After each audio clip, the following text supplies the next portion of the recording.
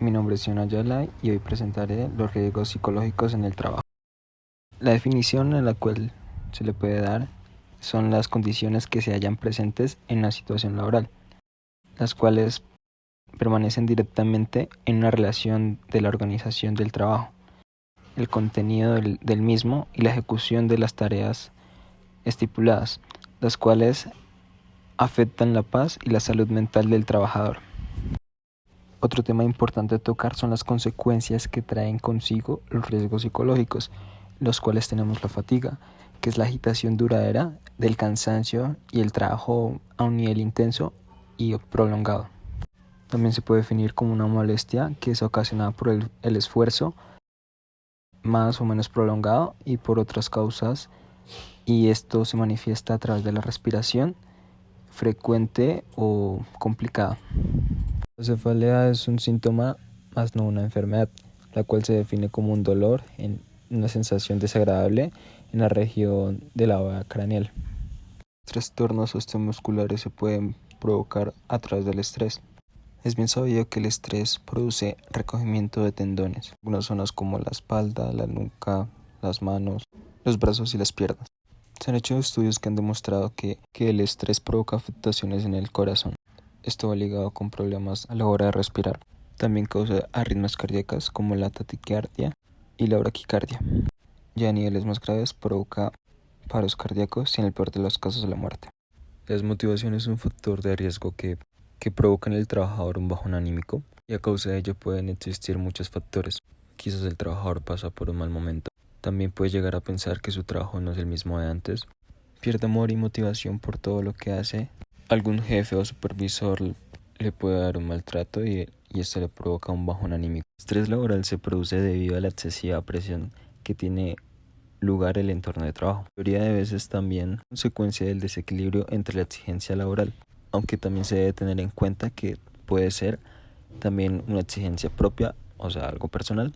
Algunos síntomas del estrés laboral son la preocupación, la inseguridad, el miedo o temor, la percepción negativa de sí mismo y las decisiones tomadas, el miedo a la pérdida del control y el temor a equivocarse, dificultad para concentrarse. El estrés es el factor de riesgo psicológico más común en los riesgos laborales y este puede provocar ansiedad y también depresión. ¿Qué se puede hacer para combatir el estrés? Algunas recomendaciones son tomarse un descanso, ponerse límites, establecer metas razonables y ser consecuente a que esas metas se puedan cumplir. Organice su tiempo y por último aproveche su tiempo libre. Síndrome de burnout se define como una experiencia de estrés individual, el cual se manifiesta en un contexto de relaciones sociales que son complejas y afecta el concepto que tiene una persona de sí misma y los vínculos con los demás. Algunos síntomas son el agotamiento físico y mental generalizado. Esto significa que el trabajador sufre de una pérdida de energía en todos los niveles de salud. Otro síntoma es la despersonalización y el cinismo. También un descenso en la productividad laboral y la desmotivación. Algunas recomendaciones para tratar el síndrome de burnout: tomar antidepresivos en el peor de los casos o también en un caso avanzado. Realizar psicoterapias. Los tratamientos de algunos pacientes incluyen la separación de la actividad laboral. En pocas palabras, una incapacidad laboral. La ansiedad es un tema complejo, pero lo podemos definir como una respuesta fisiológica de una alarma, la cual la usamos para escapar o luchar ante una amenaza. Para hablar de ansiedad laboral, decimos que esta se produce en un ambiente de trabajo. Es un estado de ánimo que genera inquietud emocional que puede acabar por bloqueos y limitar capacidades a la hora de trabajar. La ansiedad puede producirse en distintas maneras, como una comunicación escasa, control con el trabajo que se realiza, ideas poco claras, confusas o incoherentes, exceso de perfeccionismo, mala organización del trabajo, mala relación con un compañero o compañeros, con el jefe, o directamente es que ya nos estamos enfrentando todos los días a un ambiente conflictivo. Lo mejor para curar la ansiedad, tratarla, es ser consciente del problema que nos enfrentamos, darnos un análisis y una pequeña reflexión, cual debemos pensar con calma, debemos gestionar nuestro tiempo, que algunos problemas de ansiedad vienen de la mano por la falta de organización y la mala gestión del tiempo. Tenimiento, el apoyo social y profesional, es buscar ayuda en los hobbies, ayuda en un amigo, o también el caso más recomendable es ir a un psicólogo para que nos trate con ayuda profesional. El aislamiento se puede definir como separación con el entorno social. Generalmente ocurre cuando el trabajador no se siente a gusto con su ambiente laboral y adopta papeles de individualismo. Prefiere hacer las cosas solo en todos los aspectos. No comparte con los compañeros ni dentro ni fuera del trabajo. Y se puede decir que se encierra como una burbuja en sí mismo. Para hablar de agresividad necesitamos ver los dos lados de la moneda, tanto cuando se es agresor o se es agredido. En el enfoque del agresor se ve comportamientos negativos con malas conductas, en el tema verbal y en el tema físico. Se ve al agresor siempre buscando conflictos con los demás, usando tonos de voz altos y malas palabras. Ya en el tema físico se ve el agresor quiere buscar una pelea con el objetivo de propinar golpes. Quedado enlazado con la ansiedad y el estrés laboral. Estos factores de riesgo son los que producen la agresividad, o simplemente puede ser conductas mal comportamiento por parte de una persona. Por el lado del agredido, es aquel que soporta todo lo anteriormente mencionado, que se puede decir que es algo injusto, tener que soportar compañeros, jefes y supervisores de ese estilo. El bajo rendimiento se ve reflejado cuando un trabajador ya no cumple sus funciones como lo solía hacer, debido a relaciones interpersonales, carencia de motivación, desinterés en el trabajo, entre otras cosas.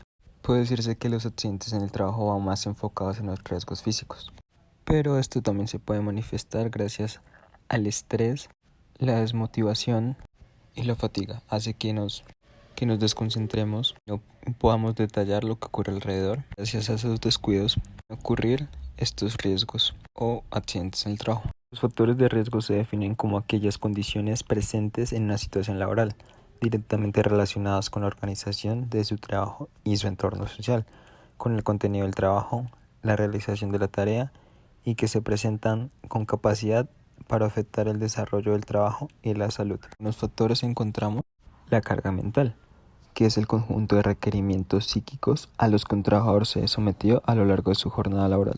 Autonomía temporal es la cadencia de libertad del trabajo. El trabajador se restringe a la hora de distribuirse un descanso, incluso cuando es necesario y la situación lo amerita.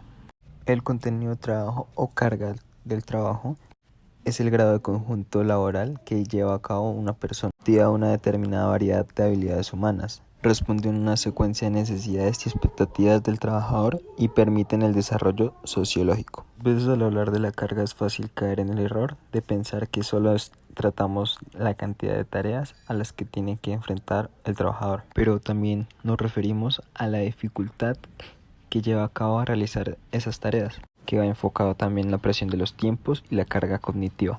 La supervisión se refiere a la valoración que el trabajador hace de nivel de control de sus superiores inmediatos, que ejerce sobre aspectos diversos a la hora de ejecutar el trabajo. También tenemos que tener en cuenta la participación de esta supervisión, que explora los distintos niveles de implicación, intervención y colaboración que el trabajador tiene en la organización. Generalmente los jefes y los supervisores mucha presión en los trabajadores a la hora de hacer sus labores, y esto es una carga para ellos. Este factor tiene en cuenta los problemas que pueden darse a causa de la falta de definición de los cometidos en cada puesto de trabajo, y esto estudia los aspectos relevantes, el cual son la ambigüedad en el rol, que es la causa de falta de una definición clara en las funciones y las responsabilidades de los trabajadores. Conflicto en el rol, que se refiere a las demandas, las incongruentes e incompatibles o contradictorias entre sí, que pueden suponer un conflicto para el trabajador. Es por el trabajo, es cuando el trabajador solo se enfoca en su vida laboral y descuida otras actividades que son importantes y factores que son realmente importantes en su vida personal. Un claro ejemplo de ello puede ser la familia. En ocasiones los trabajadores prefieren pasar horas extras en su trabajo que llegar a su casa. No tiene ese rol de responsabilidad con su familia. En ocasiones los trabajadores confunden que con solo llevar dinero a sus casas están dando absolutamente todo. Está que no está en lo correcto, que es algo erróneo. No le da calidad de vida a su familia. Incluso a sí mismo, dejando a un lado sus hobbies y solo enfocándose en su trabajo.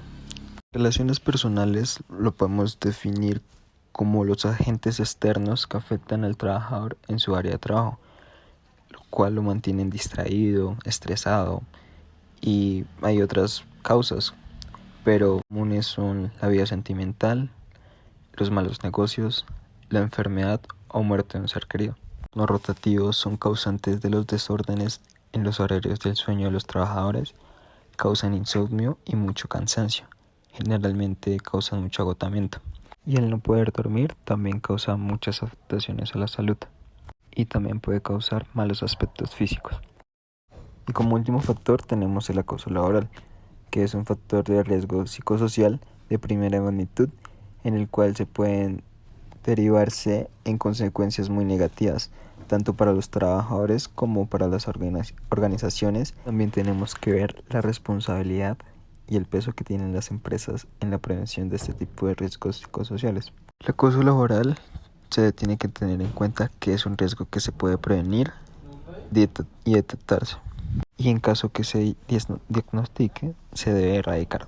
Las formas de expresiones más comunes de acoso son: nos referimos a conductas que llevan una implícita o una violencia psicológica, es decir, comportamientos que suponen una denigración, una vejación o una humillación para el trabajador o la trabajadora quien lo recibe. Entre ellos también se puede ver la incomunicación o el bloqueo de la comunicación. Por ejemplo, es ignorar, evitar o no hablar con el trabajador y prohibir a otros compañeros que hablen con esa persona, es decir, como que no se pueda expresar. También se tienen en cuenta los desprestigios laborales, los cuales se critica el trabajo, se exagera los fallos y se minimizan los logros del trabajador. En la mayoría de los casos las mujeres son las que más se ven afectadas a causa de este riesgo, son sometidas bajo humillaciones, cuestionamientos y en el peor de los casos, acosos con intenciones sexuales, proveniente de jefes superiores hasta por los mismos compañeros. Para evitar este tipo de acoso, las empresas deben implantar un buen protocolo de acoso.